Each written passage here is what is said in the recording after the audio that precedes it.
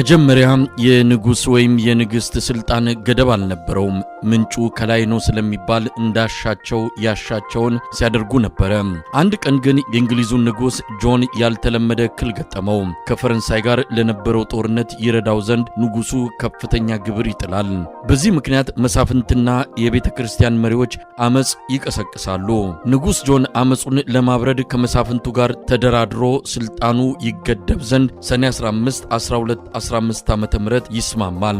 ይህ ስምምነት የማግና ካርታ ይባላል። ትልቁ የዲሞክራሲና የሞራል ተምሳሌት ተደርጎም ይወሰዳል። የመሳፍንቱ ተወካዮች ያነሱትን ችግሮች ንጉሱ በአዎንታ ተቀብሎ ያለ መሳፍንቱ ስምምነት ተጨማሪ ግብር ላለመጣል ተገዷል። የመሳፍንቱ ቤት ዘ ሃውስ ኦፍ ሎርድስ የተመሰረተው ያኔ ነበረ። የማግና ካርታ ብዙ ነገሮችን ያመለክታል።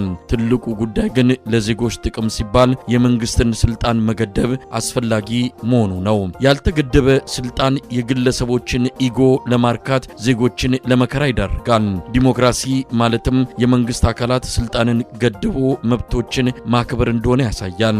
ሌላው ጉዳይ ደግሞ ነጻነት በነጻ አለመኖሩን ያመለክታል። ህዝቡ ነጻነቱንና ጥቅሙን ለማስከበር ከፈለገ ያልተገቡ የመንግስት ውሳኔዎችን ባለመቀበል ተባብሮ መቃወም እንደሚገባው የማግና ካርታ ተግባራዊ ተሞክሮ ነው። አሁን ደግሞ ወደ ራሳችን እንምጣ። ከዲሞክራሲ አንጻር የኢትዮጵያ ፌዴራላዊ ዴሞክራሲያዊ ሪፐብሊክ ኢፌዴሪ ህገ መንግስት መሰረታዊ ጉዳዮችን ይዟል። አንቀጽ 8(1) የኢትዮጵያ ህዝብ የሉዓላዊ ስልጣን ባለቤት መሆኑን ይገልጻል።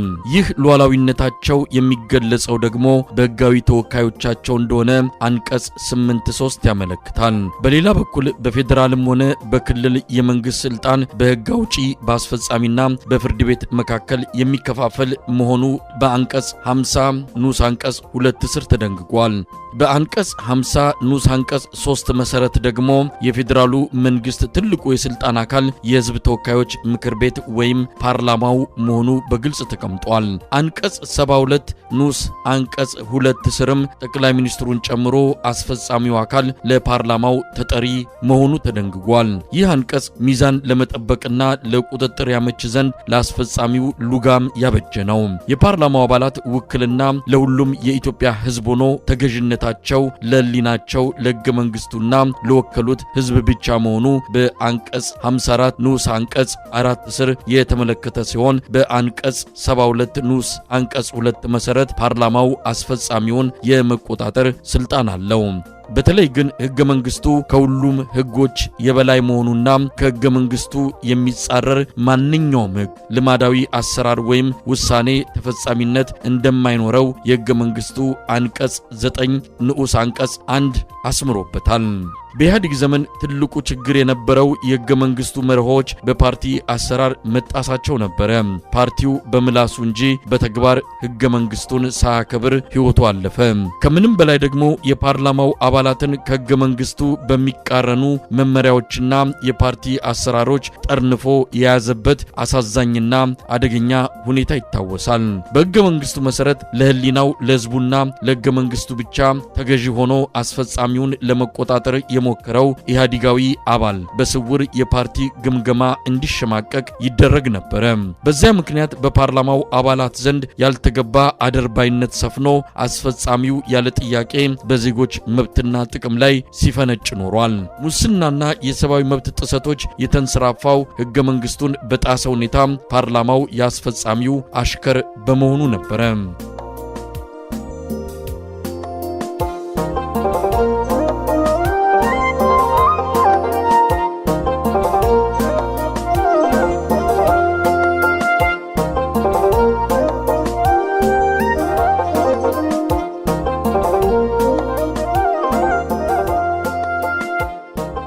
ለውጡን ተከትሎ ፓርላማው ነባሩን ህገ መንግስታዊ አሰራር ቀይሮ አስፈጻሚውን በመቆጣጠር ግልጽነትና ተጠያቂነት ያሰፍናል ተብሎ ተጠብቆ ነበር።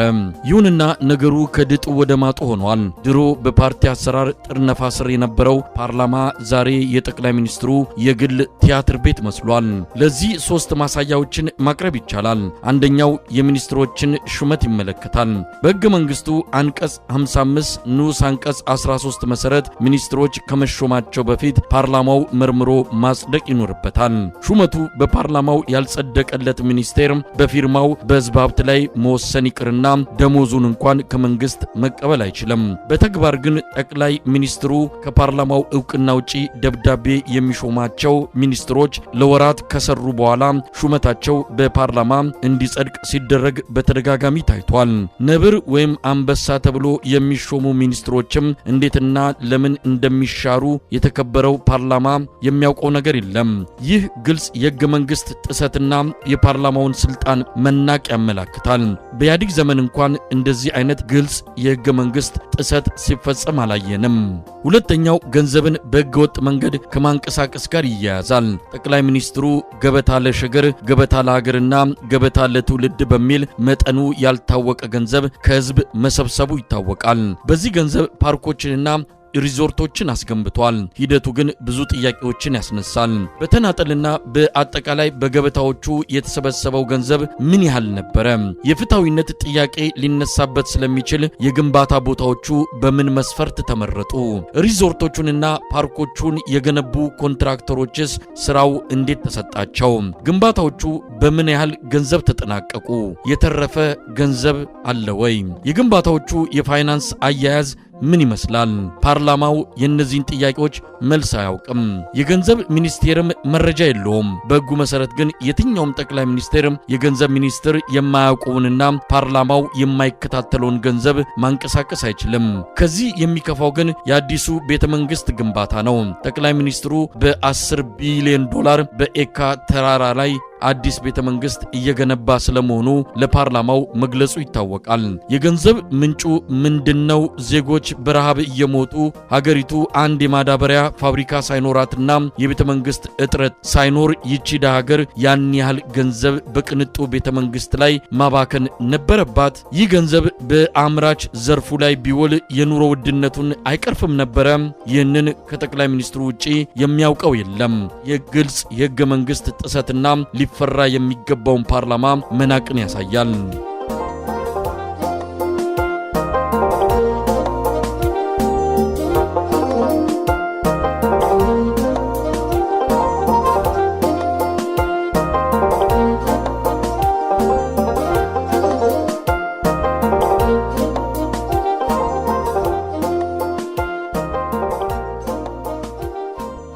ሶስተኛው ማሳያ የጠቅላይ ሚኒስትሩን ህገወጥ ንግግሮች ይመለከታል። በመሰረቱ የትልልቅ ባለስልጣናት ንግግሮች ከአዋጅና ከደንብ ቀጥለው እንደ ህግ ይታያሉ። ስለዚህም ባለስልጣናት ንግግራቸውን ከህጉ ጋር ማስማማት አለባቸው። ከዚህ አኳያ ሲመዘን ጠቅላይ ሚኒስትሩ በርካታ የህግ ጥሰቶችን ፈጽሟል። አንድ ወቅት ሌብነት ከቀይ መስመርነት ወደ ቀይ ምንጣፍነት ማደጉንና በህገ መንግስቱ የህዝብና የመንግስት የጋራ ሀብት የሆነው መሬት የደላላ መሆኑን ለፓርላማ ገለጸ። ኃላፊነቱ ግን ህገ መንግስቱንና ሌሎች ህጎችን በማስከበር ሌቦችንና ደላሎችን መቆጣጠር ነበረ። ስልጣን ሲይዝ ሌብነት ከመሰረቱ ለመቆጣጠር ቃል ከመግባቱ አኳያ በዚህ ልክ ሌብነትን መቆጣጠር አለመቻሉን ሲገነዘብ በፈቃደኝነት ስልጣን መልቀቅም ነበረበት። ሌላ ጊዜም የፓርላማ አባላት ቤተ መንግስቱ የሚገነባበት 10 ቢሊዮን ዶላር የት እንደመጣ ሲጠይቁት የሚያገባችሁ ነገር የለም፣ ደላላ የሚጫወትበትን መሬት ተጠቅሜ ነው እየገነባሁ ያለሁት በማለት መልሷል። ስለ ገበታ ፕሮጀክቶች የፋይናንስ ሁኔታ በፓርላማ በተጠየቀ ጊዜም ሂዱና ኢማኑኤል ማክሮንን፣ ሺጂን ፒንግንና ቤንዛይንን ጠይቁ ብሏል። ትልቅ ስህተት ብቻ ሳይሆን የፓርላማውን ክብር የነካ ነበረ። በሕገ መንግስቱ አንቀጽ 55 ንዑስ አንቀጽ 17 መሰረት ፓርላማው ጠቅላይ ሚኒስትሩን ጠርቶ የመመርመር ስልጣን ስላለው ለተጠየቀው ጥያቄ ምላሽ ከመስጠት ፋንታ ምን አገባችሁ ወይም የሌላ ሀገር መሪን ጠይቁ ማለት ተገቢ አልነበረም። በሌላ መልኩ የመንግስት ስራ ደላላ በህዝብ መሬት እንዳይጫወት ማድረግ እንጂ ተጨማሪ ደላላ መሆን አይደለም። ደላላ የሚጫወትበትን መሬት ተጠቀም ማለት አሳፋሪ ነበረ። በወላይታ ሶዶ ላይ ደግሞ ሌቦች የዳቦ ፋብሪካን ከገነቡ በወንጀሉ እንደማይጠየቁ ተናግሮ ነበረ። የጸጥታ ኃይሎችም በሰዎች ቤት በርከት ያለ ገንዘብ ሲያገኙ መውሰድ እንደሚችሉ መመሪያ መስጠቱን ለፓርላማው ሪፖርት ሲያቀርብ ሰምተናል። በርካታ ሴቶች አባል በሆኑበት በዚሁ በተከበረ ፓርላማ ሴቶች በወንድ አካል መደፈራቸው አይገርምም ማለቱ ይታወሳል። በተመሳሳይ መልኩ ፍርድ ቤት አቃቤ ሕግና ፖሊስ ሌባ ነው በማለት ጥፋተኛውንና ንጹሃንን በአንድነት ፈርጆ ሙያተኞችን አሸማቋል። ይህ ሕግና ስርዓትን በግላጭ ከመናድ አይተናነስም፣ ትልቅ ወንጀልም ነው።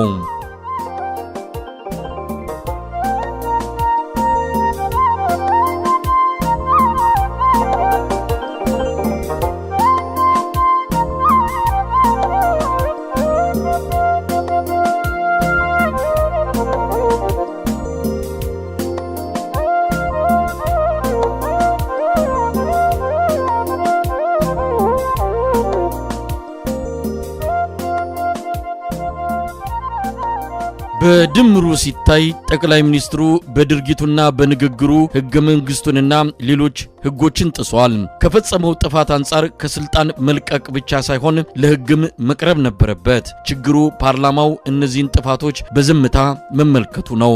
የፓርላማ አባላት ሕግና ስርዓትን ተከትለው በሕዝቡና በሕገ መንግስቱ የተጣለባቸውን ኃላፊነት በመወጣት የሕዝብን መብትና ጥቅም ማስከበር ሲገባቸው አብዛኞቹ ለራሳቸውም ከሕዝቡ ጋር በኑሮ ውድነቱ ወላፈንና በሰላም እጦቱ እየተገረፉ ናቸው። ሕግና ስርዓት ተከብሮ የሕዝብ ጥቅም ይጠበቅ ዘንድ ይህ ሕገ መንግስታዊ ሁኔታ መቀየር ይኖርበታል። በፌዴራልም ሆነ በክልል ሕገ መንግስቱ ዋጋ ኖሮት አስፈጻሚዎች ለምክር ቤቶች ተገዢ መሆን አለባቸው። የምክር ቤት አባላትም ጠቅላይ ሚኒስትር ወይም የክልል ርዕሰ መስተዳድር ከምክር ቤት አባላት አንዱ እንጂ ከሰማይ የመጣ መልአክ አለመሆኑን ሊገነዘቡ ይገባል። በሕገ መንግስቱ አንቀጽ 25 መሰረት ሁሉም ሰው በሕግ ፊት እኩል በመሆኑ ማንም በጥፋቱ ልክ ተጠያቂ መሆን ይጠበቅበታል። አሁን የኢትዮጵያ ሕዝብ እጅግ ከባድ መከራ ላይ ይገኛል። ማለቂያ የሌለው ጦርነት ልጆቹንና ሀብቱን እየበላበት ነው። ኢኮኖሚውም ከልክ በላይ ደቆ ከተሜውና ገጠሬው በኑሮ ውድነት ምክንያት መኖር አስጠልቶታል። ሕዝቡ ሰላሙን ከማጣት ባሻገር በትግል የተጎናጸፋቸው መብቶቹና ነጻነቶቹ በዘፈቀደ ይደፈራሉ። የዚህ ሁሉ መከራ ምንጭ ጠቅላይ ሚኒስትሩ ነው። ለሰላም መደፍረሱ፣ ለኢኮኖሚ ድቀቱና ለማህበራዊ ቀውሱ የዳረጉን የሱ የዘፈቀደ እርምጃዎች መሆናቸው አሁን ላይ ለማንም ግልጽ የሆነ ይመስለኛል። መፍትሄው ደግሞ በፓርላማ ዘንድ ይገኛል። ፓርላማው የአገሪቱ የበላይ አካል ስለሆነ ጠቅላይ ሚኒስትሩን ከስልጣን በማንሳት ትልቁ የመከራ ችን ምንጭ የሆነውን ጦርነት አስቆሞ ለወከለው ሕዝብ ውለታ መዋል ይችላል። በሕገ መንግስቱ መሰረት የመተማመኛ ድምጽ በመንፈግ ይህን የማድረግ ስልጣኑ አለው። ቁርጠኝነቱ ደግሞ ለሕዝብና ለሀገር ሲባል ከእያንዳንዱ የፓርላማ አባል ይጠበቃል። የሐኪሞችንና የሌሎች ሰራተኞች የዳቦ ጥያቄም መረሳት የለበትም። ይድረስ ለተከበሩ የኢትዮጵያ ፓርላማ አባላት በያሉበት። ታዬ ደንደአ፣ አሬዶ፣ አዲስ አበባ።